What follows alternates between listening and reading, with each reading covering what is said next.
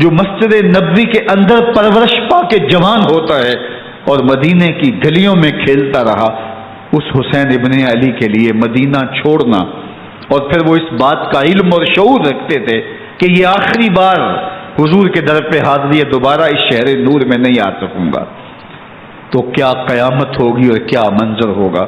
محمد بن حنفیہ کے علاوہ خاندان نبوت کے جتنے لوگ تھے ان سب نے شہر مدینہ کو الوداع کہا، اور رات کے موقع میں مدینہ المنورہ کو، مسجد نبوی کو چھوڑ کر کے مکہ کی جانب عازم سفر ہوئے۔ 3 شعبان المعظم کو مکہ المکرمہ پہنچتے ہیں، ادھر کوفیوں کے خطوط آنے شروع ہو جاتے ہیں۔ حضرت امام حسین رضی اللہ تعالیٰ عنہ مسلم بن عقیل رضی اللہ تعالیٰ عنہ کو صورتحال معلوم کرنے کے لیے بھیج دیتے ہیں۔ 40,000 کوفی آپ کے ہاتھ پہ بیعت کر لیتے ہیں۔ ادھر 25 پیدل حج کرنے والے حضرت امام حسین 8 ذی الحج کو احرام باندھتے ہیں، لیکن آپ کو پتہ چلتا ہے کہ حاجیوں کے روپ میں قاتل چھپا دیے گئے، تو آپ اس احرام کو حج کی بجائے عمرے میں بدلتے ہیں اور کوفے کی جانب عازم سفر ہوتے ہیں۔ کائنات والو، ذرا سینے پہ ہاتھ رکھ کے دیکھو کہ یہ کتنا مشکل مرحلہ تھا۔ اس دین کی آبرو کو بچانے کے لیے حضرت امام حسین رضی اللہ تعالیٰ عنہ نے کتنا بڑا قدم اٹھایا۔ آپ کے بہیخہ دوست احباب عبداللہ بن عمر یہ سارے روکتے ہیں، عبداللہ بن عباس کہتے ہیں حضرت نہ جائیے، الکوفی لا یوفی، کوفی کبھی وفا نہیں کرتے، آپ کے والد کو وہاں شہید کیا گیا، لیکن آپ ایک فرض کو نبھانے جا رہے ہیں۔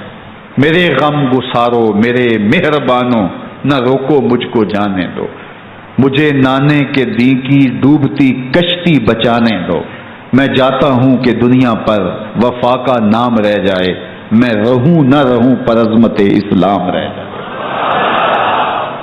میں نہیں جاتا تو نبی کے گھر کی آن جاتی ہے، میں نہیں جاتا تو نبی کے گھر کی آن جاتی ہے، تمہارا دین جاتا ہے، میری غیرت ایمان جاتی ہے۔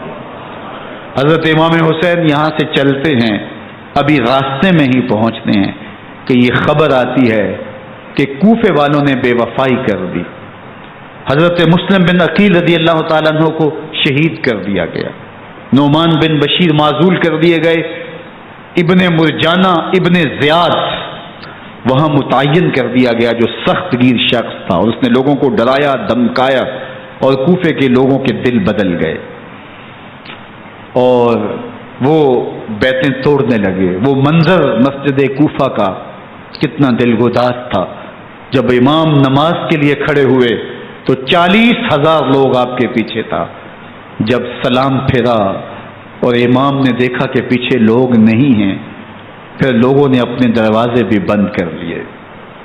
رات کی تنہائیاں ہیں اور حضرت مسلم بن عقیل کو کوئی پناہ دینے والا نہیں ہے، لوگوں نے دروازے بند کر لیے کہ کہیں ہمارے گھر میں نہ آ جائیں اور ہم مشقت اور حکومتی تشدد کا شکار نہ ہوں۔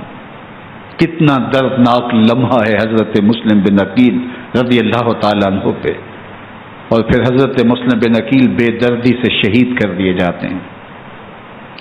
آپ ابھی راستے میں ہیں، یہ ساری کہانی پہنچتی ہے کہ حضرت مسلم شہید کر دیے گئے اور بے دردی سے شہید کر دیے گئے، وہ جنہوں نے خط لکھے تھے کہ ہم آپ کے ساتھ ہیں اور ہم منتظر ہیں، چشم برا ہیں، آپ کے قدموں کی چاپ سننے کے لیے بےتاب ہیں، آج انہوں نے بیتیں توڑ دی، 40,000 کوفی منحرف ہو گئے۔ مسجد کوفہ کا وہ منظر کس قدر روح کو تڑپا دینے والا تھا۔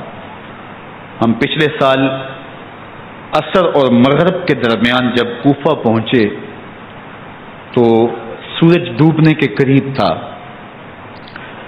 میں نے اپنی زندگی میں اتنا اداس موسم کہیں نہیں دیکھا جتنا اداس موسم کوفے میں دیکھا۔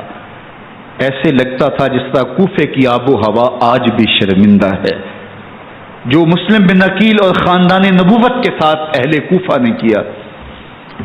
حضرت امام حسین رضی اللہ تعالیٰ عنہ کو ان کے بہی خواہوں نے، اعزاء نے، اقربا نے، دوستوں نے، آوان و انصار نے، ساتھیوں نے کہا کہ حضرت حالات یکسر تبدیل ہو گئے، اب ہمیں مراجعت کر جانی چاہیے، واپس پلٹ جانا چاہیے. تو حضرت امام حسین کافی سوچ بچار میں رہے. پھر اس کے بعد آپ نے فیصلہ کیا کہ ہم آگے بڑھیں گے. دوستوں نے کہا کہ حضرت اگر آپ آگے بڑھیں گے تو ہمیں لگتا ہے کہ وہ آپ کے ساتھ سلوک اچھا نہیں کریں گے اور آپ بچوں کے سامنے پیاسے شہید کر دیے جائیں گے. تو حضرت امام حسین رضی اللہ تعالیٰ عنہ نے وہاں ایک خطبہ ارشاد فرمایا کہ لوگوں تم جو مجھے بتا رہے ہو مجھے اچھی طرح معلوم ہے، جو تم مجھے منظر پیش کر رہے ہو وہ میری نگاہوں میں ہے، اور جو کچھ ہونے والا ہے چشم تصور وہ منظر دیکھ رہی ہے. کیونکہ حضرت امام حسین رضی اللہ تعالیٰ عنہ کی شہادت کی خبر حضرت امام حسین کے پیدا ہوتے ہی خاندان نبوت میں عام تھی.